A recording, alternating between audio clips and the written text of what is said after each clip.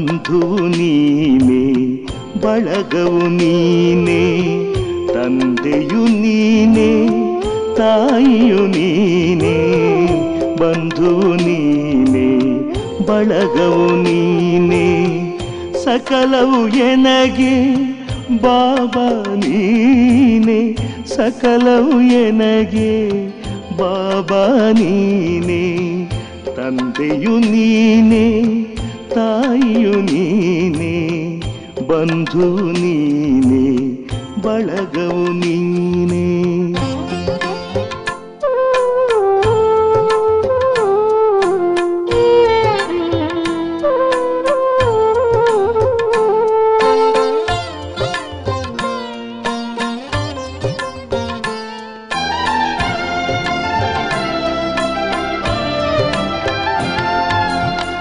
ಸಿರಿಯು ನೀನೇ ಸಂಪದ ನೀನೇ ಹಿರಿಮೆ ನೀನೇ ಗರಿಮೆ ನೀನೇ ಸಿರಿಯು ನೀನೇ ಸಂಪದ ನೀನೇ ಹಿರಿಮೆ ನೀನೇ ಗರಿಮೆ ನೀನೇ ಸಕಲವು ಎನಗೆ ಬಾಬಾ ನೀನೇ ಸಕಲವು ಎನಗೆ ಬಾಬಾ ನೀನೇ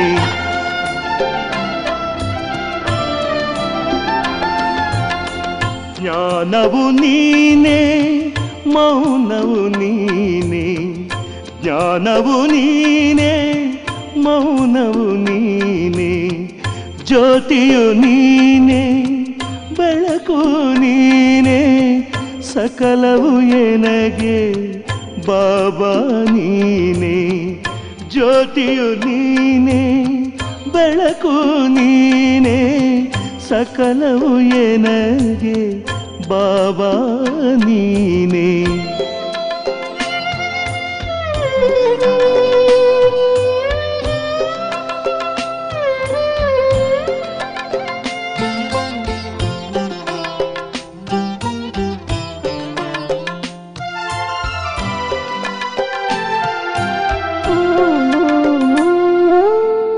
ರತ್ನವು ನೀನೇ ಮುತ್ತು ನೀನೇ ಕರ್ತುವು ನೀನೇ ಧಾತೃವು ನೀನೇ ರತ್ನವು ನೀನೇ ಮುತ್ತು ನೀನೇ ಕರ್ತುವು ನೀನೇ ಧಾತೃವು ನೀನೇ ಸಕಲವು ಎನಗೆ ಬಾಬಾ ನೀನೇ ಸಕಲವು ಎನಗೆ ಬಾಬಾ ನೀನೇ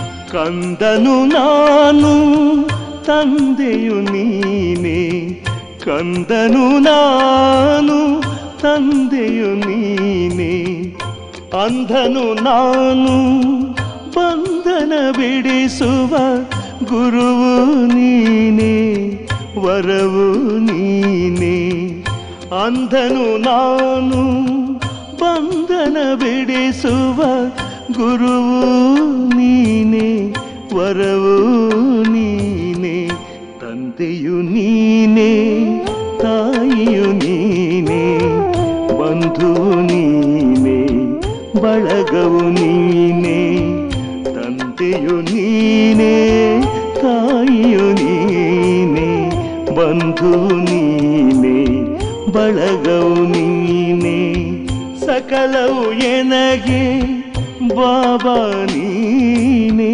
ಸಕಲವು ಎನಗೆ ಬಾಬಾ ನೀನೇ ಸಕಲವು ಎನಗೆ ಬಾಬಾ ನೀನೇ ಸಕಲವು ಎನಗೆ ಬಾಬಾ ನೀನೇ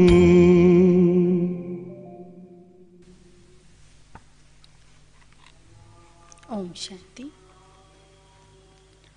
6/2/69 ಇಸ್ವಿಯ ಅವ್ಯಕ್ತ ಮಹಾವಾಕ್ಯಗಳು.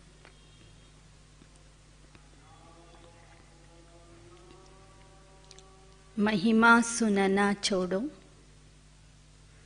ಮಹಾನ್ ಬನೋ. ಮಹಿಮೆ ಕೇಳುವುದನ್ನು बिड़ी महान आगिरी। सभी याद की यात्रा में बैठे हो। पढ़ाई का सार तो समझ में आ गया। उस सार को जीवन में लाकर दुनिया को वह राज सुनाना है। ಎಲ್ಲರೂ ನೆನಪಿನ ಯಾತ್ರೆಯಲ್ಲಿ ಕುಳಿತಿದ್ದೀರಾ? ಶಿಕ್ಷಣದ ಸಾರ ನಿಮಗೆ ಅರ್ಥ ಆಗಿದೆ. ಆ ಸಾರವನ್ನು ಜೀವನದಲ್ಲಿ ತಂದು ಇಡೀ ಪ್ರಪಂಚಕ್ಕೆ ಅದರ ರಹಸ್ಯವನ್ನು ತಿಳಿಸಿಕೊಡಿ. रचयिता और रचना की नॉलेज को तो समझ गए हो. ರಚಯಿತ ಮತ್ತು ರಚನೆಯ ಜ್ಞಾನವನ್ನು ಈಗಾಗಲೇ ತಿಳ್ಕೊಂಡಿದ್ದೀರಿ. सुना तो बहुत है, लेकिन अब जो सुना है वह स्वरूप बन के सभी को दिखाना है. ಇಲ್ಲಿಯವರೆಗೆ ಸಾಕಷ್ಟು ಕೇಳಿದ್ದೀರಿ. ಆದರೆ ಈಗ ಕೇಳಿದ್ದನ್ನು ಸ್ವರೂಪದಲ್ಲಿ ತಂದು ತೋರಿಸಬೇಕು ಅಥವಾ ಅದರ ಸ್ವರೂಪ ಆಗಿ ತೋರಿಸಬೇಕು. कैसे दिखाएंगे? आपकी हर चलन से बाप और दादा के चरित्र नजर आवे. आपकी आंखों में उसी बाप को देखे. ಹೇಗೆ ತೋರಿಸ್ತೀರಾ? ನಿಮ್ಮ ಚಲನೆಯಿಂದ, ಕರ್ಮಗಳಿಂದ ಬಾಪ್ ದಾದಾರವರ ಚರಿತ್ರೆ ಕಾಣಿಸಬೇಕು. ನಿಮ್ಮ ಕಣ್ಣುಗಳಲ್ಲಿ ಜನರಿಗೆ ತಂದೆಯ ಸಾಕ್ಷಾತ್ಕಾರ ಆಗಬೇಕು. ತಂದೆಯ ಚಿತ್ರನೇ ಕಾಣಿಸಬೇಕು. आपकी वाणी से उन्हीं की नॉलेज को सुने. ನಿಮ್ಮ ವಾಣಿಯಿಂದ ಜನ ಪರಮಾತ್ಮನ ಜ್ಞಾನವನ್ನು ಕೇಳಲಿ. हर चलन में हर चरित्र समाया हुआ होना चाहिए. ನಿಮ್ಮ ಪ್ರತಿಯೊಂದು ಚಲನೆಯಲ್ಲಿ ತಂದೆಯ ಚರಿತ್ರೆ समावेश ಆಗಿರಬೇಕು. सिर्फ बाप के चरित्र नहीं, लेकिन बाप के चरित्र देख बच्चे भी चरित्रवान बन जाए. आपके चित्र में उसी अलौकिक चित्र को देखें. ಕೇವಲ ತಂದೆಯ ಚರಿತ್ರೆ ಮಾತ್ರ ಅಲ್ಲ, ತಂದೆಯ ಚರಿತ್ರೆಯಿಂದ ಚರಿತ್ರವಾನ ಆಗಿರುವಂತಹ ಮಕ್ಕಳನ್ನು ಜನ ನೋಡಲಿ. ನಿಮ್ಮ ಚಿತ್ರದಲ್ಲಿ ಪರಮಾತ್ಮನ ಅಲೌಕಿಕ ಚಿತ್ರ ಅವರಿಗೆ ಕಾಣಿಸಲಿ. आपके व्यक्त रूप में ಅವ್ಯಕ್ತ ಮೂರ್ತ ನಜರ್ ಆವೆ. ನಿಮ್ಮ ವ್ಯಕ್ತ ರೂಪದಲ್ಲಿ ಅವ್ಯಕ್ತ ಮೂರ್ತಿಯಾದಂತಹ ತಂದೆ ಕಾಣಿಸಬೇಕು. ऐसा पुरुषार्थ करके जो बाप दादा ने मेहनत की है उसका फलस्वरूप दिखाना है. ಇಂತಹ ಪುರುಷಾರ್ಥ ಮಾಡಿ ಬಾಪ್ ದಾದಾರವರು ನಿಮ್ಮ ಸಲುವಾಗಿ ಏನೆಲ್ಲ ಪರಿಶ್ರಮ ಪಟ್ಟಿದ್ದಾರೆ ಅದರ ಫಲವನ್ನು ನಿಮ್ಮ ಸ್ವರೂಪದ ಮೂಲಕ ತೋರಿಸಬೇಕು. जैसे अज्ञान काल में कोई कोई बच्चों में जैसे बाप ही नजर आता है, उनके बोलचाल से अनुभव होता जैसे कि बाप है. ಲೌಕಿಕದಲ್ಲಿ ಅಥವಾ ಅಜ್ಞಾನ ಕಾಲದಲ್ಲಿ ಕೆಲವು ಮಕ್ಕಳನ್ನು ನೋಡಿದರೆ ಆ ಮಕ್ಕಳ ಮೂಲಕನೇ ಜನ ಅವರ ತಂದೆಯನ್ನು ಗುರುತಿಸ್ತಾರೆ.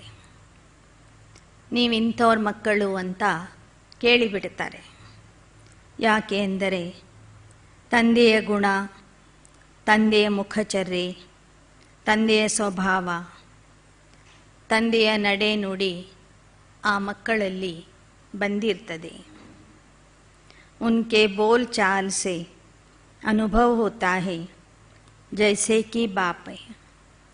ಲೌಕಿಕದಲ್ಲೂ ಸಹ ಕೆಲವು ಮಕ್ಕಳ ಚಲನೆ ವಲನೆಯಿಂದ, ಸ್ವಭಾವ ಸಂಸ್ಕಾರದಿಂದ ಇಂಥವರ ಮಗ ಅನ್ನೋದು ಜನರಿಗೆ ಗೊತ್ತಾಗ್ತದೆ. ತಂದೆಯ ಮೂಲಕ, ಮಕ್ಕಳ ಮೂಲಕ ತಂದೆಯ ಪ್ರತ್ಯಕ್ಷತೆ ಆಗ್ತದೆ. इसी रीति से जो अनन्य बच्चे, उन एक एक बच्चे द्वारा बाप के गुण प्रत्यक्ष होने चाहिए और होंगे. ಅದೇ ಥರ ಇಲ್ಲಿಯೂ ಸಹ ಯಾರು ಅನನ್ಯ ಮಕ್ಕಳಿದ್ದಾರೆ ಅವರ ಮೂಲಕ, ಅವರ ಗುಣದ ಮೂಲಕ ತಂದೆಯ ಪ್ರತ್ಯಕ್ಷತೆ ಆಗಬೇಕು ಮತ್ತು ಹಾಗೇ ಆಗ್ತದೆ. कैसे होंगे उसका मुख्य प्रयत्न क्या है? ಮಕ್ಕಳ ಮೂಲಕ ತಂದೆಯ ಪ್ರತ್ಯಕ್ಷತೆ ಹೇಗೆ ಆಗುವುದು? ಅದರ ಮುಖ್ಯ ಪ್ರಯತ್ನ ಏನಾಗಿದೆ? मुख्य बात यही है जो साकार रूप में भी सुनाई कि याद की यात्रा और अव्यक्त स्थिति में स्थित होकर हर कर्म करना.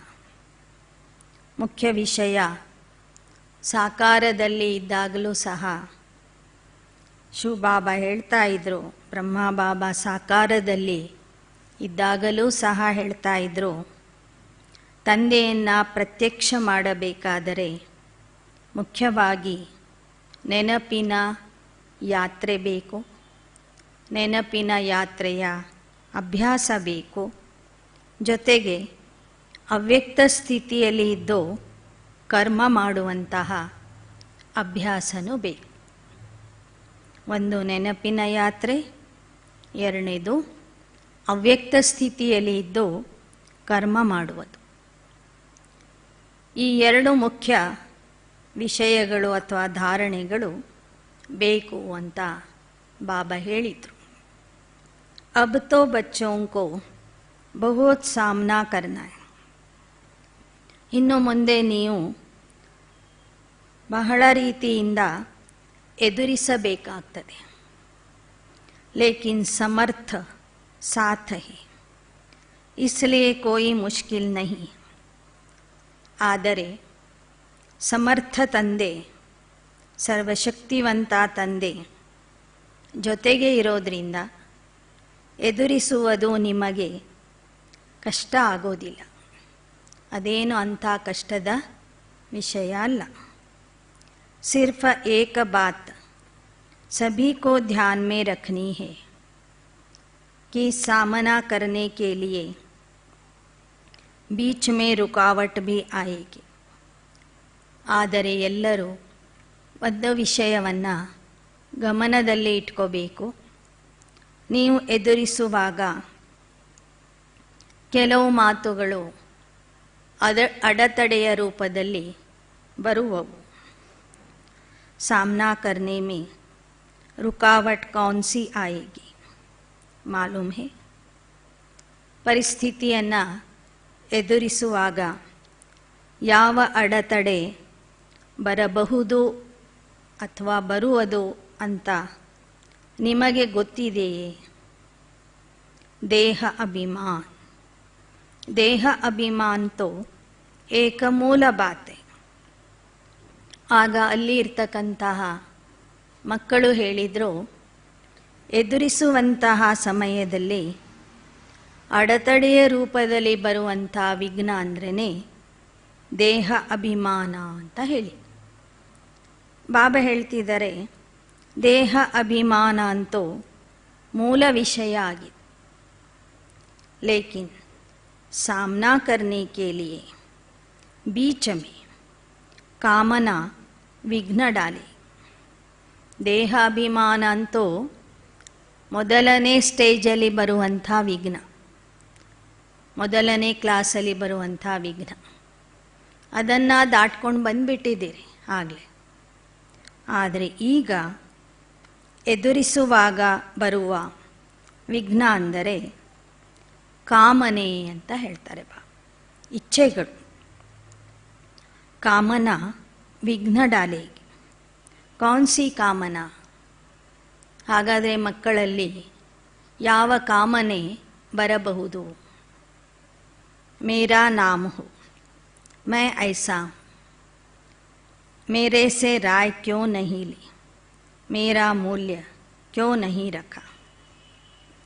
ಸಂಘಟನೆಯಿಂದ ಕಾರ್ಯ ಮಾಡುವಾಗ ಮಕ್ಕಳಲ್ಲಿ ಇಂಥ ಇಚ್ಛೆಗಳು, ಕಾಮನೆಗಳು ಉತ್ಪನ್ನ ಆಗಬಹುದು. ಏನು ಅಂದರೆ, ಹೇಗೆಂದರೆ, ನನ್ನ ಹೆಸರು ಯಾಕೆ ಪ್ರಸಿದ್ಧಿ ಮಾಡ್ತಿಲ್ಲ, ನಾನು ಇಂಥ ಒಳ್ಳೆ ವ್ಯಕ್ತಿ, ಇಂಥ ಒಳ್ಳೆ ಪುರುಷಾರ್ಥಿ, ನನ್ನ ಸಲಹೆ ಯಾಕೆ ಕೇಳೋದಿಲ್ಲ, ಈ ಸಂಘಟನೆಯಲ್ಲಿ ನನಗೆ ಯಾಕೆ ಬೆಲೆ ಕೊಡೋದಿಲ್ಲ ಎನ್ನುವಂತಹ ಕಾಮನೆಗಳು ಮಕ್ಕಳಲ್ಲಿ ಬರುವವು. यह अनेक प्रकार की कामनाएं सामना करने में विघ्न रूप में आएगी. ಇಂಥ ಅನೇಕ ಪ್ರಕಾರದ ಕಾಮನೆಗಳು ಎದುರಿಸುವಾಗ ವಿಘ್ನ ರೂಪದಲ್ಲಿ ಬರುವವು. यह याद रखना है, हमको कोई कामना नहीं करनी है, सामना करना. ಆದರೆ ಸದಾ ನೆನ್ಪಿಟ್ಕೊಳ್ಳಿ, ನಾವು ಯಾವುದೇ ಕಾರಣದಿಂದ ಯಾವುದೇ ರೀತಿಯ ಇಚ್ಛೆಗಳನ್ನು, ಕಾಮನೆಗಳನ್ನು ಇಟ್ಕೊಂಡು ಸೇವೆ ಮಾಡಬಾರದು. ಆದರೆ ಬಂದಂಥ ವಿಘ್ನಗಳು, ಸಮಸ್ಯೆಗಳು, ಪರಿಸ್ಥಿತಿಗಳನ್ನು ಧೈರ್ಯದಿಂದ, ಸಮರ್ಥ ತಂದೆಯ ಸಹಾಯದಿಂದ ಎದುರಿಸಬೇಕು.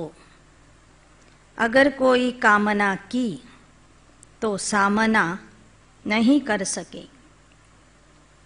ನಿಮ್ಮಲ್ಲಿ ಯಾವುದೇ ಪ್ರಕಾರದ ಕಾಮನೆ ಇತ್ತು ಅಂದರೆ ನೀವು ಪರಿಸ್ಥಿತಿಗಳನ್ನು ಧೈರ್ಯದಿಂದ ಎದುರಿಸಲು ಸಾಧ್ಯವಾಗೋದಿಲ್ಲ. और अव्यक्त स्थिति में महान बनने के लिए एक बात जो कहते रहते वह धारण कर ली तो बहुत जल्दी और सहज अव्यक्त स्थिति में स्थित हो जाएंगे. ಇನ್ನು ಅವ್ಯಕ್ತ ಸ್ಥಿತಿಯಲ್ಲಿ ಇರುವುದಕ್ಕಾಗಿ ಒಂದು ವಿಷಯವನ್ನು ಬಾಬಾ ಧಾರಣೆ ಮಾಡಿಕೊಳ್ಳಿಕ್ಕೆ ಹೇಳಿದರು. ಅವ್ಯಕ್ತ ಸ್ಥಿತಿಯಲ್ಲಿ ಸ್ಥಿತ ಆಗಿ ಮಹಾನ ಆತ್ಮ ಆಗಬೇಕಾದ್ರೆ ಒಂದು ವಿಷಯದ ಧಾರಣೆ ಬೇಕು. और सहज अव्यक्त स्थिति में स्थित हो जाएंगे, वह कौन सी बात है? हम अभी मेहमान हैं. ಆ ಧಾರಣೆ ಅಥವಾ ಆ ವಿಷಯ, ಆ ಮಾತು ಯಾವುದು ಅಂದರೆ, ನಮಗೆ ನಾವು ಅತಿಥಿ ಅಂತ ತಿಳ್ಕೋಬೇಕು. क्योंकि आप सभी को भी वाया सूक्ष्म वतन होकर घर चलना है. ಯಾಕೆ ಅಂದರೆ ತಾವೆಲ್ಲರೂ ಸಹ ಸೂಕ್ಷ್ಮ ವತನದ ಮೂಲಕನೇ ಪರಮಧಾಮಕ್ಕೆ ಹೋಗಬೇಕಾಗಿದೆ. हम मेहमान हैं ऐसा समझने से महान स्थिति में स्थित हो जाए. ಯಾವಾಗ ನಿಮಗೆ ನೀವು ಅತಿಥಿ ಅಂತ ತಿಳ್ಕೊಳ್ತೀರಿ, ಆಗ ಮಹಾನ ಸ್ಥಿತಿಯಲ್ಲಿ ಸ್ಥಿತ ಆಗಲಿಕ್ಕೆ ಸಾಧ್ಯವಾಗ್ತದೆ. ಮಹಾನ ಸ್ಥಿತಿಯಲ್ಲಿ ಸ್ಥಿತ ಆಗಿಬಿಡ್ತೀರಿ. मेहमान के बजाय जरा भी एक शब्द में अंतर कर लिया तो ಗಿರಾವಟ್ भी आ जाएंगे. ಮೆಹಮಾನ್ ಎಂಬ ಶಬ್ದದ ಬದಲಾಗಿ ಅದರಲ್ಲಿ ಒಂದು ಅಕ್ಷರ ಏನಾದರೂ ನೀವು ವ್ಯತ್ಯಾಸ ಮಾಡಿಬಿಟ್ಟರೆ ನೀವು ಇಳಿಯುವ ಕಲೆಯಲ್ಲಿ ಬಂದ್ಬಿಡ್ತೀರಿ. ವಹ ಕೌನ್ ಸಾ ಶಬ್ದ? ಮೆಹಮಾನ್ ಸಮझना है ಲೇಕಿನ್ ಮಹಿಮಾ ಮೇ ನಹಿ ಆನಾ ಹೈ. ಆ ಶಬ್ದ ಯಾವುದು? ನಿಮಗೆ ನೀವು ಮೆಹಮಾನ್ ಅಂದರೆ ಅತಿಥಿ ಅಂತ ತಿಳ್ಕೋಬೇಕು ವಿನಃ ನಮ್ಮ ಮಹಿಮೆ ನಡೀಲಿ ಅಂತ ಬಯಸಬಾರ್ದು. ಎಲ್ಲರೂ ನಮಗೆ ಮಹಿಮೆ ಮಾಡಲಿ, ಗಾಯನ ಮಾಡಲಿ, ಹೊಗಳಲಿ ಅಂತ ಬಯಸಬಾರ್ದು. ಮಹಿಮಾ ಮತ್ತು ಮೆಹಮಾನ್ ಅಕ್ಷರದಲ್ಲಿ ಸ್ವಲ್ಪ ವ್ಯತ್ಯಾಸ ಇದೆ. जरा सा अंतर है मेहमान और महिमा, लेकिन जरा सा अंतर भी अवस्था को बहुत नीचे ऊपर कर देता है. ಮಹಿಮೆಗೆ ಒಳಗಾಗಿ ಬಿಟ್ಟರೆ ನೀವು ಮಹಾನ ಆಗೋದಿಲ್ಲ. ಮಹಿಮೆ ಮತ್ತು ಮೆಹಮಾನ್ ಈ ಎರಡು ಶಬ್ದಗಳಲ್ಲಿ ಸ್ವಲ್ಪ ವ್ಯತ್ಯಾಸ ಇದೆ. ವ್ಯತ್ಯಾಸ ಸ್ವಲ್ಪನೇ ಇದ್ದರೂ ಸಹ ಅವಸ್ಥೆಯಲ್ಲಿ ಮಾತ್ರ ಬಹಳ ಏರುಪೇರು ಆಗಿಬಿಡುವುದು. ಮೆಹಮಾನ್ ಬದಲಿ ಮಹಿಮೆಯನ್ನು ನೀವು ಬಯಸಿದರೆ ಸ್ಥಿತಿಯಲ್ಲಿ ಏನಾಗುವುದು? ಬಹಳ ಏರುಪೇರು ಆಗಬಹುದು. ತುಮ್ ಸಭಿ ಕೋ ಜ್ಞಾನ್ ಕೌನ್ ಸಾ ದೇತೆ? ತ್ರಿಮೂರ್ತಿ ಕಾ. ನೀವೆಲ್ಲರಿಗೂ ಯಾವ ಜ್ಞಾನ ತಿಳಿಸ್ತೀರಿ? त्रिमूर्तिय ज्ञान. जैसे त्रिमूर्ति का ज्ञान औरों को देते हो वैसे अपने पास भी 3 बातों का ज्ञान रखना है. ಹೇಗೆ ತ್ರಿಮೂರ್ತಿಯ ಜ್ಞಾನ ಜನರಿಗೆ ತಿಳಿಸ್ತೀರಿ ಹಾಗೆ 3 ವಿಷಯಗಳ ಜ್ಞಾನ ಸದಾ ನಿಮ್ಮ ಬುದ್ಧಿಯಲ್ಲಿ ಇರಬೇಕು. 3 बातें छोड़ो, 3 बातें धारण करो. 3 ವಿಷಯಗಳನ್ನು ತ್ಯಾಗ ಮಾಡಿರಿ, 3 ವಿಷಯಗಳನ್ನು ಧಾರಣೆ ಮಾಡಿಕೊಳ್ಳಿ. जब यह 3 बातें छोड़ेंगे तब ही स्वरूप में स्थित होंगे, सर्विस में सफलता भी होगी. ಯಾವಾಗ ಈ 3 ವಿಷಯಗಳನ್ನು ಬಿಡ್ತೀರಿ ಆಗ ಬಾಬಾ ಹೇಳಿದ ಸ್ವರೂಪದಲ್ಲಿ ಸ್ಥಿತ ಆಗಲಿಕ್ಕೆ ಸಾಧ್ಯವಾಗ್ತದೆ ಮತ್ತು ನೀವು ಮಾಡುವಂಥ ಸೇವೆಯಲ್ಲಿ ನಿಮಗೆ ಸಫಲತೆ ಸಿಗ್ತದೆ. बताओ कौन सी 3 बातें छोड़नी जो सर्विस में विघ्न डालती. ಹಾಗಾದರೆ ಹೇಳಿ, ಯಾವ 3 ವಿಷಯಗಳ ಕಾರಣದಿಂದ ಸೇವೆಯಲ್ಲಿ ವಿಘ್ನ ಬರ್ತಾ ಇದೆ? ಯಾವ 3 ಮಾತುಗಳನ್ನು ನೀವು ಬಿಡಬೇಕಾಗಿದೆ? ಏಕತೋ ಕಭಿ ಭಿ ಕೋಯಿ ಬಹಾನಾ ನಹಿ ದೆ. ಮೊದಲನೇ ವಿಷಯ, ಯಾವುದೇ ಒಂದು ಸೇವೆ ಮಾಡುವಾಗ ಯಾರಾದರೂ ನಿಮಗೆ ಸೇವೆ ಹೇಳಿದರೆ ಅಲ್ಲಿ ನೀವು ನೆಪ ಹೇಳಬಾರ್ದು.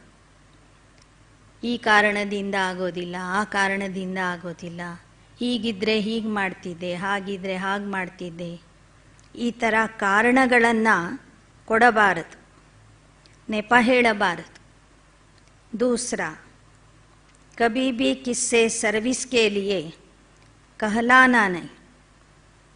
ಎರಡನೇದು, ಸೇವೆಗಾಗಿ ಬೇರೆಯವರಿಂದ ಹೇಳಿಸಿಕೊಳ್ಳಬಾರದು. 10 ಜನ ಹೇಳಿದರೂ ಒಮ್ಮೊಮ್ಮೆ ಬಾಬನ ಮಕ್ಕಳು ಆ ಸೇವೆ ಮಾಡೋದಿಲ್ಲ. ಆದರೆ ಬಾಬಾ ಹೇಳ್ತಾರೆ, ನೀವು ಯಾರಿಂದನೂ ಹೇಳಿಸ್ಕೊಳ್ಳೇಬಾರದು, ಮುರಳಿಯಿಂದನೇ ನೀವು ಅರ್ಥ ಮಾಡ್ಕೊಂಡು ಬಿಡಬೇಕು ಸೇವೆಯ ವಿಚಾರವನ್ನು. ತೀಸರಾ, ಸರ್ವಿಸ್ ಕರ್ತೆ ಕರ್ತೆ ಕಭಿ ಮುರ್ಜಾನಾ ನಹಿ. ಸೇವೆ ಮಾಡ್ತಾ ಮಾಡ್ತಾ ಒಮ್ಮೊಮ್ಮೆ ಮಕ್ಕಳು ಬಾಡಿ ಹೋಗ್ತಾರೆ, ಖಿನ್ನ ಆಗಿಬಿಡ್ತಾರೆ. ಸಣ್ಣ ಸಣ್ಣ ವಿಷಯಕ್ಕೆ ಬೇಸರ ಮಾಡ್ಕೊಳ್ತಾರೆ. ಆ ಥರನೂ ಬೇಸರ ಮಾಡ್ಕೋಬಾರದು. बहाना, कहलाना और मुरझाना, यह 3 बातें छोड़नी. ನೆಪ ಹೇಳುವುದು, ಸೇವೆಗಾಗಿ ಹೇಳಿಸಿಕೊಳ್ಳುವುದು ಮತ್ತು ಬಾಡಿ ಹೋಗುವುದು, ಖಿನ್ನ ಆಗುವುದು, ಈ 3 ಮಾತುಗಳನ್ನು ನೀವು ಬಿಡಬೇಕಾಗಿದೆ. और फिर कौन सी 3 बातें धारण करनी. ಹಾಗಾದರೆ ಸೇವೆಯಲ್ಲಿ ಸಫಲತೆಗಾಗಿ ಯಾವ 3 ವಿಷಯಗಳನ್ನು ನೀವು ಧಾರಣೆ ಮಾಡ್ಕೋಬೇಕು. एक त्याग, दूसरा तपस्या, तीसरा सेवा. यह 3 बातें धारणा में चाहिए. ಬಾಬಾ ಹೇಳಿದ ಸ್ಥಿತಿಗೆ ನೀವು ತಲುಪಬೇಕಾದ್ರೆ ಮೊದಲನೇದು ತ್ಯಾಗ ಬೇಕು, ಎರಡನೇದು ತಪಸ್ಸು, ನೆನಪಿನ ಯಾತ್ರೆಯ ಅಭ್ಯಾಸ ಬೇಕು, ಮೂರನೇದು ಸೇವೆ ಮಾಡಬೇಕು. ಈ 3 ವಿಷಯಗಳ ಧಾರಣೆ ನಿಮ್ಮಲ್ಲಿ ಇರಬೇಕು. ತ್ಯಾಗ, ತಪಸ್ಸು, ಸೇವೆ. तपस्या अर्थात याद की यात्रा, और सर्विस के बिना भी जीवन ही नहीं बन सकती.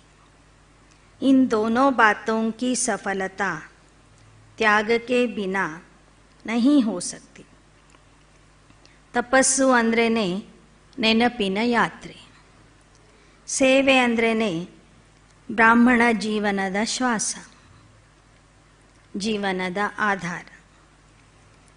ಈ 2 ವಿಷಯಗಳಲ್ಲಿ ಸಫಲತೆ ಬೇಕು ಅನ್ನೋದಾದರೆ ತ್ಯಾಗದ ವಿನಃ ಸಫಲತೆ ಸಿಗೋದಿಲ್ಲ. ನೆನಪಿನ ಯಾತ್ರೆ ಮತ್ತು ಸೇವೆಯಲ್ಲಿ ಸಫಲತೆ ಬೇಕು ಅನ್ನೋದಾದರೆ ಮೊದಲು त्याग ಬೇಕು. अगर इन तीनों बातों की धारणा हुई तो क्या बन जाए. ಈ 3 ವಿಷಯಗಳನ್ನು ನೀವು ಧಾರಣೆ ಮಾಡಿಕೊಂಡ್ರೆ ಏನಾಗ್ತೀರಿ. जो आपका गायन है ना वही ಸ್ವರೂಪ बन जाए. ನಿಮ್ಮ ಗಾಯನ ಏನಿದೆ ಅಲ್ವಾ, ಆ ಗಾಯನದ ಸ್ವರೂಪ ಆಗಿಬಿಡ್ತೀರಿ. यहाँ आबू में भी आपका गायन है. किस रूप में और कौन सा रूप का यादगार है. ಇಲ್ಲಿ ಮೌಂಟ್ ಆಬೂದಲ್ಲಿ ನಿಮ್ಮ ಸ್ಮರಣಾರ್ಥವಾಗಿ ಒಂದು ಗಾಯನ ನಡೀತಾ ಇದೆ. ಯಾವ ರೂಪದಲ್ಲಿ ನಿಮ್ಮ ಸ್ಮಾರಕ ಆಬೂ ಪರ್ವತದಲ್ಲಿ ಸ್ಥಾಪನೆಯಾಗಿದೆ, ಸ್ಮರಣಾರ್ಥವಾದ ಕುರುಹು ಯಾವುದಾಗಿದೆ. तपस्या के साथ साथ और भी कोई मुख्य रूप का यादगार है. जिन्होंने दिलवाड़ा मंदिर ध्यान से देखा होगा उन्हें याद होगा. ಆಬೂ ಪರ್ವತದಲ್ಲಿರುವಂತಹ ದಿಲ್ವಾಡ ಮಂದಿರ, ಜೈನ ದೇವಾಲಯವನ್ನು ಯಾರೆಲ್ಲರೂ ಗಮನ ಕೊಟ್ಟು ನೋಡಿದ್ದೀರಿ ಅವರಿಗೆ ಅದು ಕಾಣಿಸ್ತದೆ. ಅಲ್ಲಿರುವಂಥ ತಪಸ್ವಿಗಳೆಲ್ಲ ನೀವಾಗಿದ್ದೀರಿ. ಅಲ್ಲಿ ತೋರಿಸಿರುವಂತಹ ತಪಸ್ವಿ ಮೂರ್ತಿಗಳು ಅಂದರೆ ಸಂಗಮ ಯುಗದ ತಂದೆಯ ಮಕ್ಕಳಾದಂತಹ ಯೋಗಿಗಳು, ತಪಸ್ವಿಗಳ ಸ್ಮಾರಕ ಅದಾಗಿದೆ. ಆ ಮೂರ್ತಿಗಳಲ್ಲಿ ಮತ್ತೇನು ತೋರಿಸಿದ್ದಾರೆ. ಜೈಸೆ ತಪಸ್ವಿ ಹೇ तो त्रिनेत्री भी, त्रिनेत्री के साथ साथ याद त्रिमूर्ति की. ಅಲ್ಲಿ ಏನು ಮೂರ್ತಿಗಳನ್ನು ತೋರಿಸಿದ್ದಾರೆ, 108 ತಪಸ್ವಿ ಮೂರ್ತಿಗಳನ್ನು ತೋರಿಸಿದ್ದಾರೆ. ಆ ಪ್ರತಿಯೊಂದು ಮೂರ್ತಿಯ ಹಣೆಯ ಮಧ್ಯದಲ್ಲಿ ಆತ್ಮದ ಚಿಹ್ನೆಯನ್ನು ತೋರಿಸಿದ್ದಾರೆ. ಕೆಲವು ಮೂರ್ತಿಗಳ ಹಣೆಯ ಮಧ್ಯದಲ್ಲಿ ಬಂಗಾರದ ತಿಲಕ ಇಟ್ಟಿದ್ದಾರೆ, ಕೆಲವು ಮೂರ್ತಿಗಳ ಹಣೆಯ ಮಧ್ಯದಲ್ಲಿ ಬೆಳ್ಳಿಯ ತಿಲಕ ಇಟ್ಟಿದ್ದಾರೆ, ಕೆಲವು ಮೂರ್ತಿಗಳ ಹಣೆಯ ಮಧ್ಯದಲ್ಲಿ ಕೆಂಪು ಬಣ್ಣದ ತಿಲಕ ಇಟ್ಟಿದ್ದಾರೆ, ಕೆಲವು ಮೂರ್ತಿಗಳ ಹಣೆಯ ಮಧ್ಯದಲ್ಲಿ ವಜ್ರಗಳು ಅಥವಾ ರತ್ನಗಳ ತಿಲಕನೂ ಇಟ್ಟಿದ್ದಾರೆ. ಇದನ್ನು ನೀವು ಗಮನಿಸಿರಬೇಕು ಅಂತ ಬಾಬಾ ಹೇಳ್ತಿದ್ದಾರೆ. ಯಾರು ಗಮನ ಕೊಟ್ಟು ಆ ದೇವಾಲಯ ನೋಡಿದ್ದೀರಿ ಅವರಿಗೆ ಆ ತಪಸ್ವಿ ಮೂರ್ತಿಗಳ ಮೂರನೇ ನೇತ್ರ ಅಂದರೆ ಆತ್ಮನನ್ನು ಏನು ತೋರಿಸಿದ್ದಾರೆ ಅವರು, ಅದು ಸಹ ನೋಡಿರ್ತಾರೆ ಮಕ್ಕಳು. ಜೈಸೆ ತಪಸ್ವಿ ಹೇ ವೈಸೆ ತ್ರಿನೇತ್ರಿ, ತೋ ಜೈಸಾ ಯಾದಗಾರ್ ಹೇ ತ್ರಿನೇತ್ರಿ ಕಾ. ಅವರವರ ಅವಸ್ಥೆಯ ಅನುಸಾರವಾಗಿ ಕೆಲವರಿಗೆ ಬೆಳ್ಳಿಯ ತಿಲಕ, ಕೆಲವರಿಗೆ ಬಂಗಾರದ ತಿಲಕ, ಕೆಲವರಿಗೆ ರತ್ನಗಳ ತಿಲಕ ಭಕ್ತರು ಅಲ್ಲಿ ಇಟ್ಟಿದ್ದಾರೆ ಅವರ ಹಣೆಯ ಮಧ್ಯದಲ್ಲಿ. ಅದು ನಿಮ್ಮ ತ್ರಿನೇತ್ರಿ ಸ್ವರೂಪದ ಗಾಯನ ಆಗಿದೆ. ಐಸಾ ಬನನಾ ಹೇ. ಈಗ ನೀವು ಆ ಥರ ಆಗಬೇಕು. ತೀಸರಾ ನೇತ್ರ ಕೌನ್ಸಾ ಹೈ? ಮೂರನೇ ನೇತ್ರ ಯಾವುದು? ಜ್ಞಾನಕ, ಜ್ಞಾನದ್ದು. ಯಾರು ಆ ಮೂರನೇ ನೇತ್ರ ನಿರಂತರವಾಗಿ ತೆರೆದಿಟ್ಕೊಂಡಿರ್ತಾರೆ ಅವರದ್ದು ವಜ್ರ ಸಮಾನವಾಗಿ ಹೊಳಿತಿರ್ತದೆ ಆತ್ಮ. ಯಾರು ಆಗಾಗ ಮುಚ್ಚೋದು ತೆಗೆಯೋದು ಮಾಡ್ತಿರ್ತಾರೆ ಅವ್ರದ್ದು ಸಾಧಾರಣ ಗಂಧ ಇಟ್ಟು ಅಥವಾ ಕುಂಕುಮ ಇಟ್ಟು ತೋರಿಸಿರ್ತಾರೆ ತಿಲಕನ. ಹೀಗೆ ಬಾಬಾ ಹೇಳ್ತಾರೆ, ಅವರವರ ಸ್ಥಿತಿಯ ಅನುಸಾರವಾಗಿ ಅಲ್ಲಿರುವಂಥ ತಪಸ್ವಿಗಳಿಗೆ ತಿಲಕದ ಕುರುಹನ್ನು ತೋರಿಸಿದ್ದಾರೆ. ज्ञान का तीसरा नेत्र यादगार के रूप में दिखाया है. तपस्वी और त्रिनेत्री तीसरा नेत्र कायम होगा, तब ही तपस्वी बन सके. ಬಾಬಾ ಕೊಟ್ಟಿರುವಂತಹ ಜ್ಞಾನದ ಮೂರನೇ ನೇತ್ರ ಯಾರು ನಿರಂತರವಾಗಿ ತೆರೆದಿಟ್ಕೊಳ್ತಾರೆ ಅವರಿಗೆ ಮಾತ್ರ ತಪಸ್ವಿಗಳು, ತ್ರಿನೇತ್ರಿಗಳು ಅಂತ ಹೇಳಲಾಗ್ತದೆ. ಅವರು ಮಾತ್ರ ನಿರಂತರ ತಪಸ್ವಿಯಾಗಲಿಕ್ಕೆ ಸಾಧ್ಯ. ज्ञान का नेत्र गायब हो जाता है तो तपस्या भी नहीं रह सकती. ಜ್ಞಾನದ ನೇತ್ರ ಯಾವಾಗ ಮುಚ್ಚಿ ಹೋಗ್ತದೆ, ಅದೃಶ್ಯ ಆಗ್ತದೆ, ಆಗ ತಪಸ್ಸು ಮಾಡಲಿಕ್ಕೆ ಆಗೋದಿಲ್ಲ. ಯಾಕೆಂದರೆ ನಾವು ಮಾಡುವಂಥ ಯೋಗ ಜ್ಞಾನದ ಆಧಾರದಿಂದ ನಾವು ಮಾಡ್ತಾ ಇದ್ದೀವಿ. ಜ್ಞಾನವೇ ನಮ್ಮ ಯೋಗಕ್ಕೆ ಆಧಾರ ಆಗಿದೆ. ಮೊದಲನೇದು ಆತ್ಮಜ್ಞಾನ, ಎರಡನೇದು ಪರಮಾತ್ಮನ ಜ್ಞಾನ, ಮೂರನೇದು ಮನೆಯ ಜ್ಞಾನ. ಈ ಜ್ಞಾನ ಇದ್ದರೆ ಮಾತ್ರ ನಾವು ಯೋಗ ಮಾಡಲಿಕ್ಕೆ ಸಾಧ್ಯವಾಗ್ತದೆ. तो अब त्रिमूर्ति शब्द को भी याद करके धारणा में चलेंगे तो वह बन जाएंगे जो शक्तियों का गायन है, जो प्रभाव है वह देखने में आएगा, अभी गुप्त है. ಈ ತ್ರಿಮೂರ್ತಿ ಶಬ್ದಗಳನ್ನು ಯಾರು ಧಾರಣೆ ಮಾಡ್ಕೊಳ್ತೀರಿ ಅವರು ಶಿವಶಕ್ತಿಯರಾಗ್ತೀರಿ. ಅವರ ಗಾಯನ ಶಿವಶಕ್ತಿಯರ ರೂಪದಲ್ಲಿ ನಡೀತದೆ. ಈಗ ಇನ್ನೂ ನೀವು ಗುಪ್ತವಾಗಿದ್ದೀರಿ ಅಂತ ಹೇಳ್ತಿದ್ದಾರೆ ಬಾಬಾ. ಅಭಿ ತಕ್ ಶಕ್ತಿಯ ಗುಪ್ತ ಕ್ಯೋं है?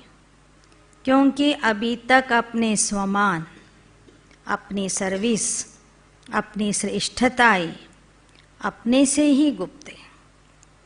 ಇನ್ನೂವರೆಗೂ ನೀವೆಲ್ಲ ಶಿವಶಕ್ತಿಯರು ಯಾಕೆ ಪ್ರತ್ಯಕ್ಷ ಆಗಿಲ್ಲ? ಯಾಕೆ ಅಂದರೆ ನಿಮ್ಮಲ್ಲಿ ಇರುವ ಸ್ವಮಾನ, ನಿಮ್ಮ ಸೇವೆಯ ವಿಶೇಷತೆ, ನಿಮ್ಮ ಶ್ರೇಷ್ಠತೆ ಇನ್ನೂ ನಿಮಗೇ ಗೊತ್ತಾಗಿಲ್ಲ. ನಿಮ್ಮಲ್ಲಿನೇ ಅವು ಇನ್ನೂ ಗುಪ್ತವಾಗಿವೆ. ಅಪ್ನೆ ಸೇ ಹಿ ಗುಪ್ತ ಹೋನೆ ಕಾರಣ ಸೃಷ್ಟಿ ಸೇ ಭಿ ಗುಪ್ತ ಹೈ. ನಿಮ್ಮ ವಿಶೇಷತೆಗಳು, ನಿಮ್ಮ ಶ್ರೇಷ್ಠತೆಗಳು, ನಿಮ್ಮ ಸ್ವಮಾನ, ನಿಮ್ಮ ಸೇವೆ ನಿಮ್ಮಿಂದನೇ ಇನ್ನೂ ಗುಪ್ತವಾಗಿದೆ ಅಂದಾಗ ಸೃಷ್ಟಿಯಿಂದನೂ ಅದು ಗುಪ್ತವಾಗಿದೆ. जब अपने में प्रत्यक्षता आएगी तब सृष्टि में भी प्रत्यक्षता होगी. ಯಾವಾಗ ನಿಮ್ಮಲ್ಲಿ ಇರುವ ವಿಶೇಷತೆಗಳು, ಶಕ್ತಿಗಳು, ಶ್ರೇಷ್ಠತೆಗಳನ್ನು ನೀವು ಗುರುತಿಸ್ಕೊಳ್ತೀರಿ ಮತ್ತು ಅದನ್ನು ಕಾರ್ಯರೂಪದಲ್ಲಿ ತರ್ತೀರಿ. ಆಗ ಶಿವಶಕ್ತಿಯರ ಪ್ರತ್ಯಕ್ಷತೆ ಈ ಜಗತ್ತಿನಲ್ಲಿ ಆಗ್ತದೆ ಅಂತ ಬಾಬೂರು ಹೇಳ್ತಿದ್ದಾರೆ. ಅಚ್ಚಾ, ಓಂ ಶಾಂತಿ. ಈ ಮುರಳಿಯ ಅರ್ಧ ಭಾಗ ನಾಳೆ ದಿನದ ಸಂಜೆ ಕ್ಲಾಸಲ್ಲಿ ಕೇಳೋಣ. ಇದು 6/2/69 ಇಸ್ವಿಯ ಅವ್ಯಕ್ತ ಮುರಳಿ ಇತ್ತು. ಅಚ್ಚಾ, ಓಂ ಶಾಂತಿ.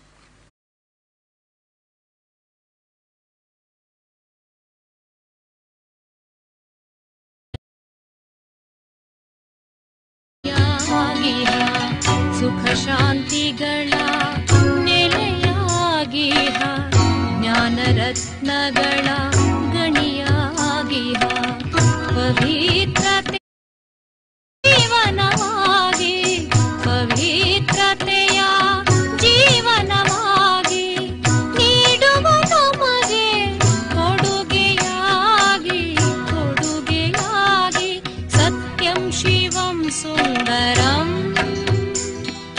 ಸತ್ಯಂ ಶಿವಂ ಸುಂದರಂ, ಸತ್ಯಂ ಶಿವಂ ಸುಂದರಂ, ಸತ್ಯಂ ಶಿವಂ ಸುಂದರಂ.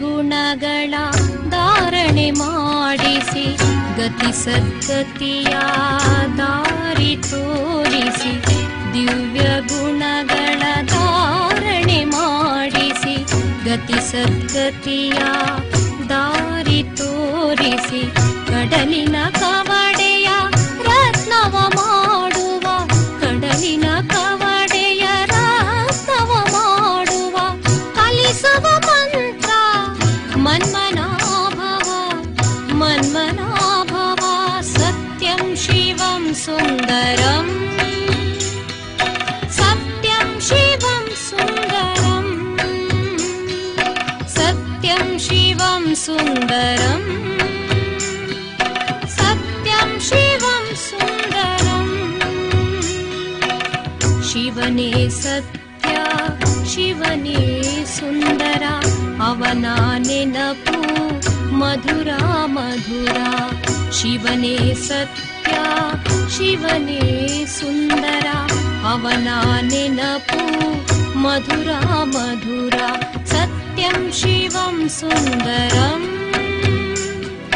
ಸತ್ಯಂ ಶಿವಂ ಸುಂದರಂ. ಓಂ ಶಾಂತಿ ಶಾಂತಿ, ಓಂ ಶಾಂತಿ, ಓಂ ಶಾಂತಿ ಶಾಂತಿ, ಓಂ ಶಾಂತಿ, ಓಂ ಶಾಂತಿ ಶಾಂತಿ, ಓಂ ಶಾಂತಿ, ಓಂ ಶಾಂತಿ ಶಾಂತಿ, ಓಂ ಶಾಂತಿ, ಓಂ ಶಾಂತಿ ಶಾಂತಿ, ಓಂ ಶಾಂತಿ, ಓಂ ಶಾಂತಿ ಶಾಂತಿ.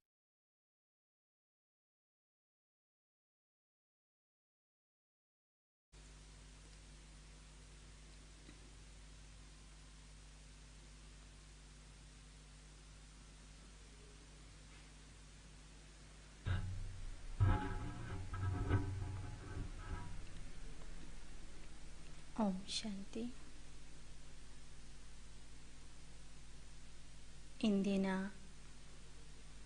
ಯೋಗಾಭ್ಯಾಸದಲ್ಲಿ ಮಧುಬನದ 4 ಧಾಮಗಳ ಯಾತ್ರೆಯ ಅನುಭವ ಮಾಡೋಣ.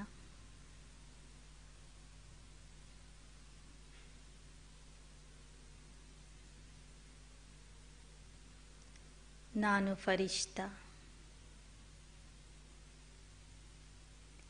ಈ ಸ್ಥೂಲ ದೇಹದಿಂದ ಭಿನ್ನವಾಗಿ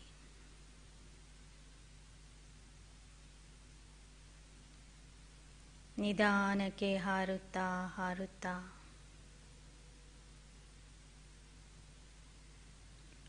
ಆಕಾಶ ಮಾರ್ಗದ ಮೂಲಕ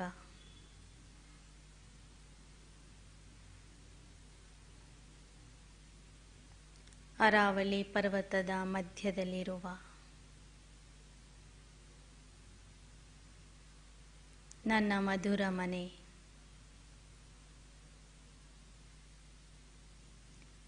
ಮಧುಬನಕ್ಕೆ ಹೋಗಿ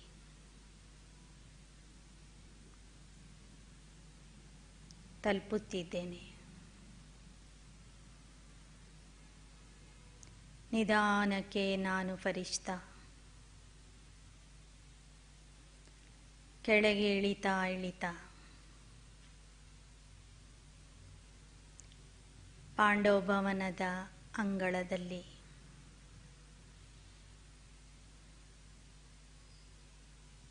ನನ್ನ ಪಾದಗಳನ್ನು ಇಟ್ಟಿದ್ದೇನೆ.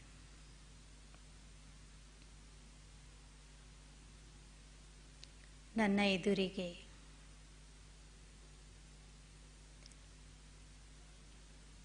ಬ್ರಹ್ಮ ತಂದೆಯ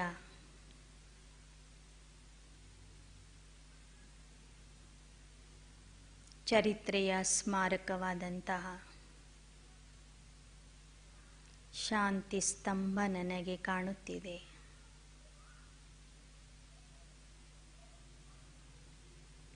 ನಾನು ಆತ್ಮ. ನಾನು ಫರಿಷ್ಠ. ನಿಧಾನಕ್ಕೆ ಹೆಜ್ಜೆಗಳನ್ನು ಇಡುತ್ತಾ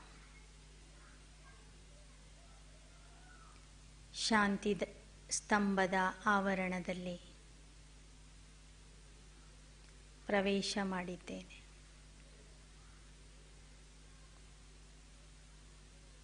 ಆ ಶಾಂತಿಯ ಸ್ತಂಭದಲ್ಲಿ ನನಗೆ ಫರಿಷ್ಠ ರೂಪದಲ್ಲಿ ಇರುವ ಬಾಪ್ ದಾದಾರವರು ಕಾಣುತ್ತಿದ್ದಾರೆ.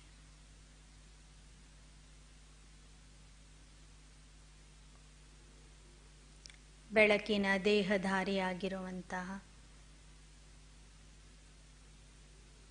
ಬಾಪ್ ದಾದಾರವರು ನನಗೆ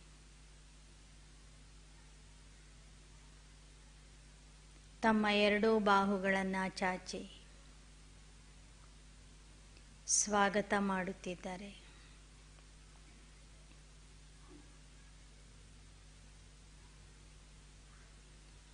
ತಂದೆಯ ಮಹಾವಾಕ್ಯಗಳನ್ನು ನೆನ್ಪು ಮಾಡಿಕೊಳ್ಳಿ. ಮಕ್ಕಳೇ, ನಿಮಗೆ ಶಕ್ತಿ ಬೇಕು ಅನ್ನೋದಾದರೆ ನನ್ನ ಶಾಂತಿ ಸ್ತಂಭಕ್ಕೆ ಬನ್ನಿ ಅಂತ ಬಾಬಾ ಹೇಳಿದ್ದಾರೆ. ಹಾಗೆ ನಾನು ಈ ದಿನ ಶಾಂತಿ ಸ್ತಂಭದ ಹತ್ತಿರ ಬಂದು ಶಾಂತಿಯ ಶಕ್ತಿ, ಪವಿತ್ರತೆಯ ಶಕ್ತಿ, ಜ್ಞಾನದ ಶಕ್ತಿ ಮತ್ತು ಅಷ್ಟಶಕ್ತಿಗಳನ್ನು ತಂದೆಯ ಮೂಲಕ ಪಡೆದುಕೊಳ್ಳುತ್ತಿದ್ದೇನೆ. ಬಾಪ್ ದಾದಾ ನನ್ನ ಕೈ ಹಿಡಿದು ಶಾಂತಿ ಸ್ತಂಭದ ಸುತ್ತಲೂ ಪ್ರದಕ್ಷಿಣೆ ಹಾಕುತ್ತಿದ್ದಾರೆ.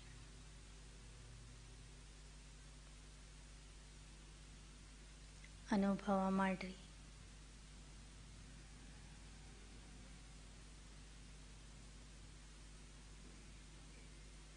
ಶಾಂತಿ ಸ್ತಂಭದ ಎಡಕ್ಕೆ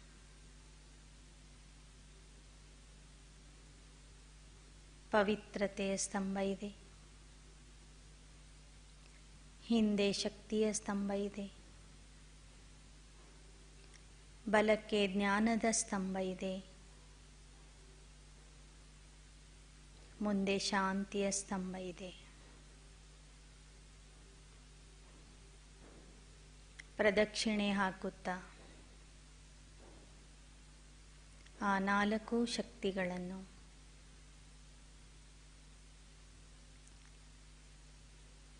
ಶಾಂತಿ ಸ್ತಂಭದಲ್ಲಿಯೇ ನಿಂತಿರುವಂತಹ ಬಾಪ್ ದಾದಾರವರಿಂದ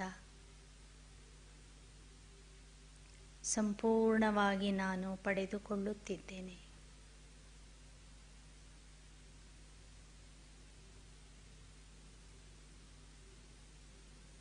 ಆತ್ಮ ನಾನು ಶಕ್ತಿಶಾಲಿ ಆಗುತ್ತಿದ್ದೇನೆ.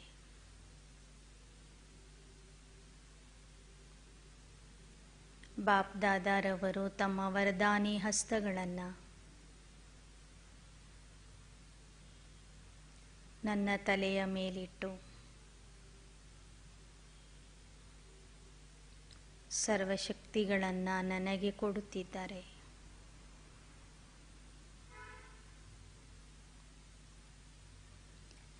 ಈಗ ನಾನು ಫರಿಷ್ಠಾ ರೂಪದಲ್ಲಿರುವ ಬಾಪ್ ದಾದಾರವರ ಕೈ ಹಿಡಿದು ಹಿಸ್ಟ್ರಿ ಹಾಲಿಗೆ ಬರುತ್ತಿದ್ದೇನೆ. ಹಿಸ್ಟ್ರಿ ಹಾಲಿಗೆ ಬರುತ್ತಿದ್ದಂತೆ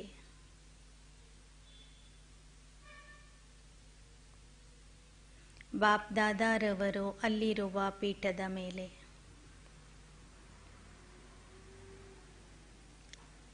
ಆಸೀನರಾಗಿದ್ದಾರೆ. ನಾನು ಅವರ ಮುಂದೆ ಮುಗ್ಧ ಮಗುವಾಗಿ, ಆದರ್ಶ ವಿದ್ಯಾರ್ಥಿಯಾಗಿ ಅವರ ಸನ್ಮುಖದಲ್ಲಿ ಕುಳಿತಿದ್ದೇನೆ. ಬಾಪ್ ದಾದಾರವರು ನನಗೆ ದೃಷ್ಟಿ ಕೊಡುತ್ತಿದ್ದಾರೆ.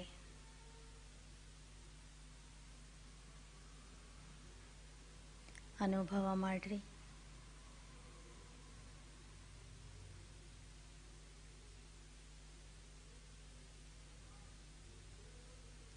ಬಾಪ್ ದಾದಾರವರು ಈಗ ಮುರಳಿ ನುಡಿಸ್ತಾ ಇದ್ದಾರೆ.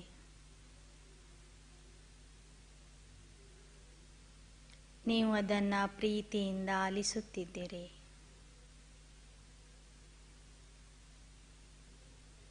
ಬಾಪ್ ದಾದಾ ತಮ್ಮೆಲ್ಲರಿಗೂ ಯಾದ್ ಪ್ಯಾರ್ ನಮಸ್ತೆ ಹೇಳುತ್ತಿದ್ದಾರೆ.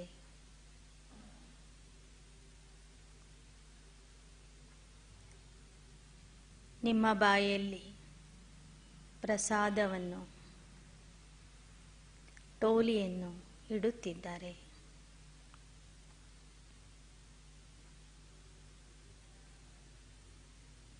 ಈಗ ಬಾಪ್ ದಾದಾರವರು ಆ ಪೀಠದಿಂದ ಎದ್ದು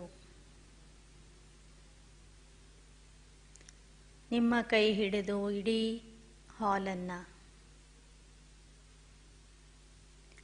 ಹಾಲಲ್ಲಿ ಇರುವ ಎಲ್ಲ ಭಾವಚಿತ್ರಗಳನ್ನು ನಿಮಗೆ ತೋರಿಸುತ್ತಿದ್ದಾರೆ.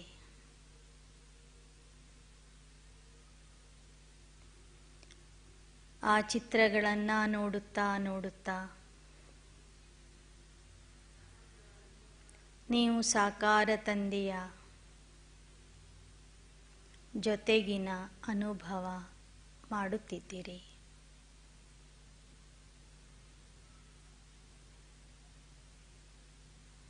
ಬಾಪ್ ದಾದಾರವರ ಮಹಾವಾಕ್ಯವನ್ನು ನೆನ್ಪು ಮಾಡಿಕೊಳ್ಳಿ.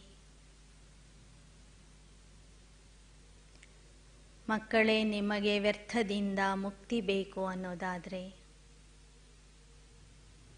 ನನ್ನ ಹಿಸ್ಟ್ರಿ ಹಾಲಿಗೆ ಬನ್ನಿ ಎಂದು ಬಾಪ್ ದಾದಾ ಮಕ್ಕಳಿಗೆ ಕರೆ ನೀಡಿದ್ದಾರೆ.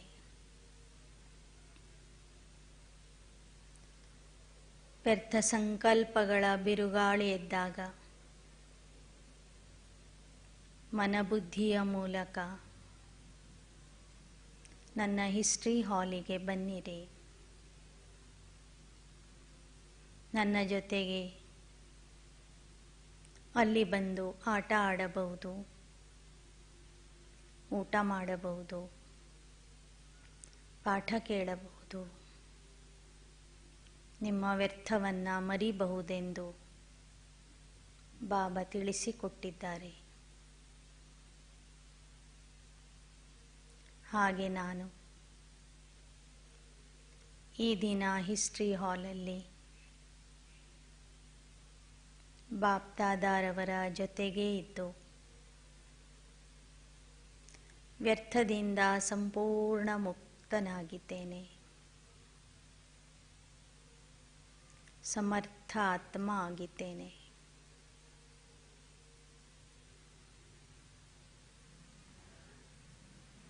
ತಂದೆಯ ಜೊತೆಗೇ ಇದ್ದೇನೆ.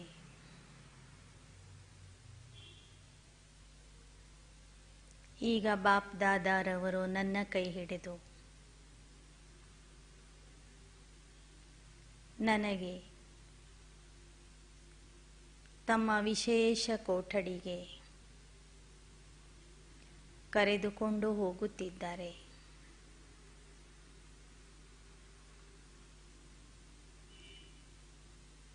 ಫರಿಷ್ಠಾ ಹೆಜ್ಜೆಗಳನ್ನು ಇಡುತ್ತಾ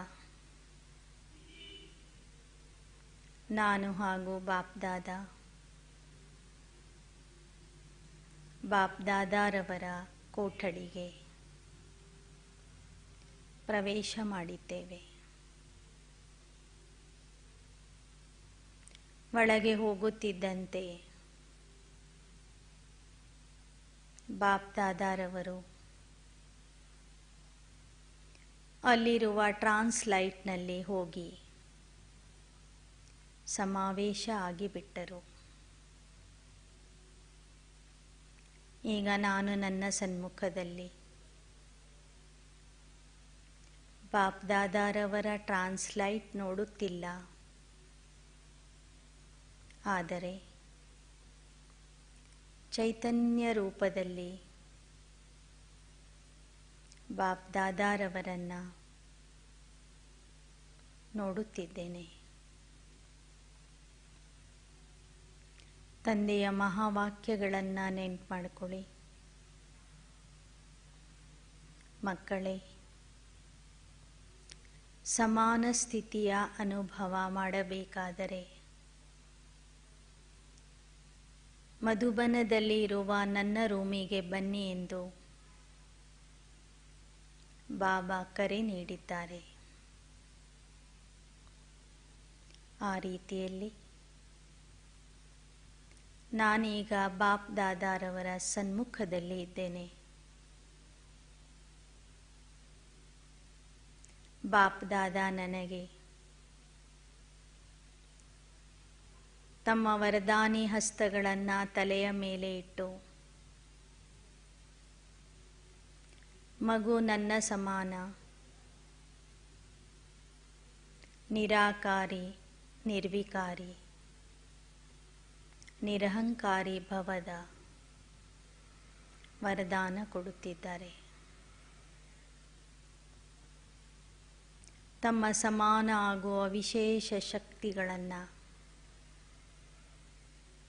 ತಮ್ಮ ವರದಾನಿ ಹಸ್ತಗಳಿಂದ ನನ್ನಲ್ಲಿ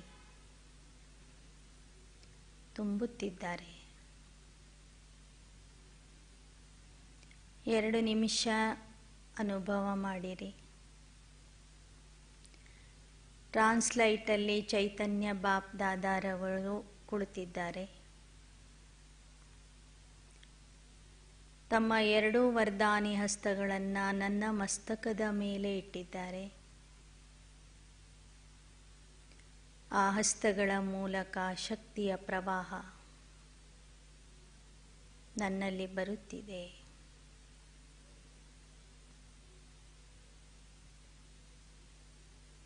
ನಾನು ಬಾಪ್ ದಾದಾರವರ ಸಮಾನ ಸ್ಥಿತಿಯ ಅನುಭವ ಮಾಡುತ್ತಿದ್ದೇನೆ.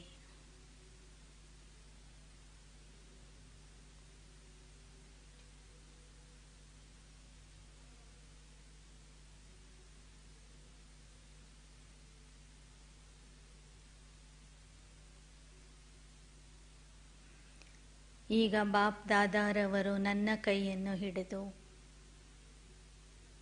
ತಮ್ಮ ಕುಟೀರದ ಹತ್ತಿರ ಹೋಗುತ್ತಿದ್ದಾರೆ.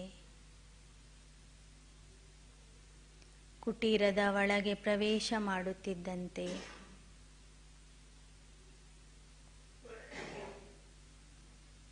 ಬಾಪ್ ದಾದಾರವರು ತಮ್ಮ ಹಾಸಿಗೆಯ ಮೇಲೆ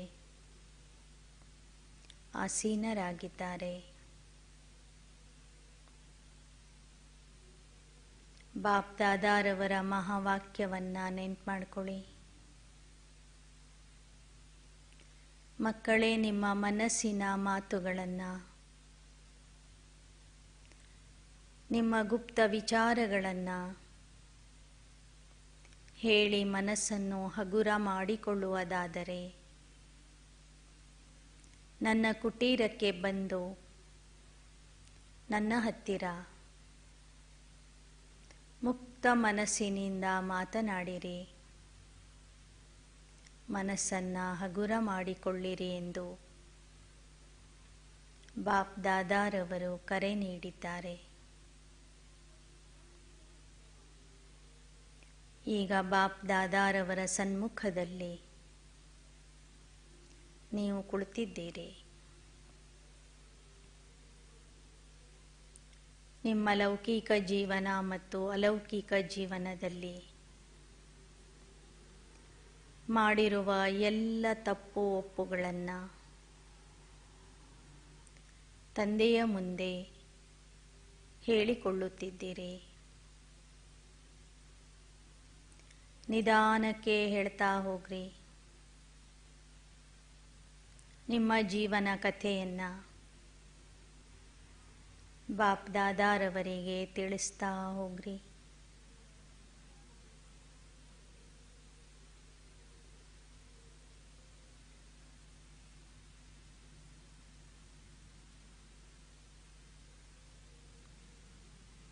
ಅನುಭವ ಮಾಡಿರಿ.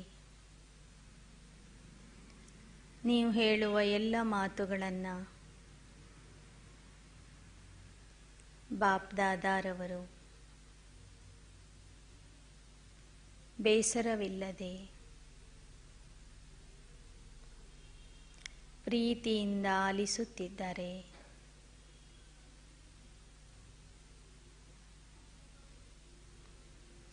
ನೀವು ಮಾಡಿದ ಎಲ್ಲ ತಪ್ಪುಗಳನ್ನು ತಂದೆಗೆ ಒಪ್ಪಿಸಿ ತಂದೆಯಿಂದ ಕ್ಷಮೆ ಕೇಳಿರಿ.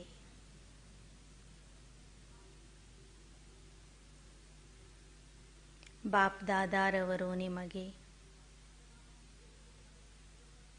ವಿಶಾಲ ಹೃದಯದಿಂದ ಕ್ಷಮಿಸುತ್ತಿದ್ದಾರೆ.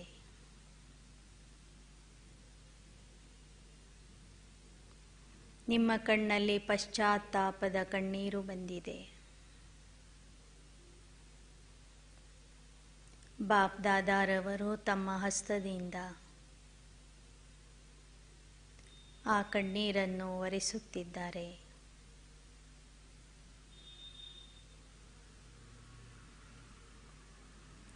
ಮಗು ಒಮ್ಮೆ ಮಾಡಿದ ತಪ್ಪನ್ನು ಜೀವನದಲ್ಲಿ ಮತ್ತೊಮ್ಮೆ ಮಾಡಬೇಡ ಎಂದು ನಿಮಗೆ ಎಚ್ಚರಿಕೆ ನೀಡುತ್ತಿದ್ದಾರೆ.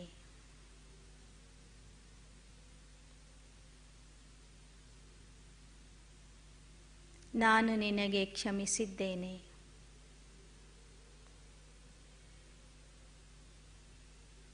ನೀನು ಚಿಂತಿಸಬೇಡ, ನಾನಿದ್ದೇನೆ ಎಂದು ನನ್ನ ಬೆನ್ನು ತಟ್ಟುತ್ತಾ ನನಗೆ ಸಾಂತ್ವನ ನೀಡುತ್ತಿದ್ದಾರೆ.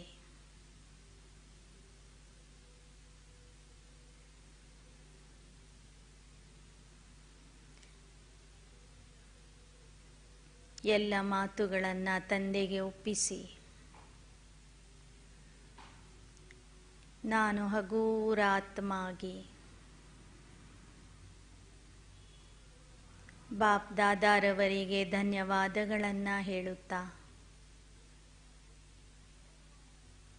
ಮತ್ತೆ ಫರಿಷ್ಠಾ ರೂಪದಲ್ಲಿ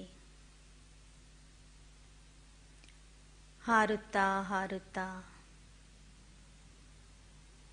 ನನ್ನ ಸಾಕಾರ ದೇಹದಲ್ಲಿ ಪ್ರವೇಶಿಸುತ್ತಿದ್ದೇನೆ. ಈಗ ನಾನು ಹಣೆಯ ಮಧ್ಯದಲ್ಲಿರುವ ಪವಿತ್ರ ಆತ್ಮ, 4 ಧಾಮಗಳ ಯಾತ್ರೆ ಮಾಡಿಕೊಂಡು ಬಂದಿರುವಂತಹ ಪುಣ್ಯಾತ್ಮ ನಾನು. ಬಾಪ್ ದಾದಾರವರಿಂದ ಶಕ್ತಿ,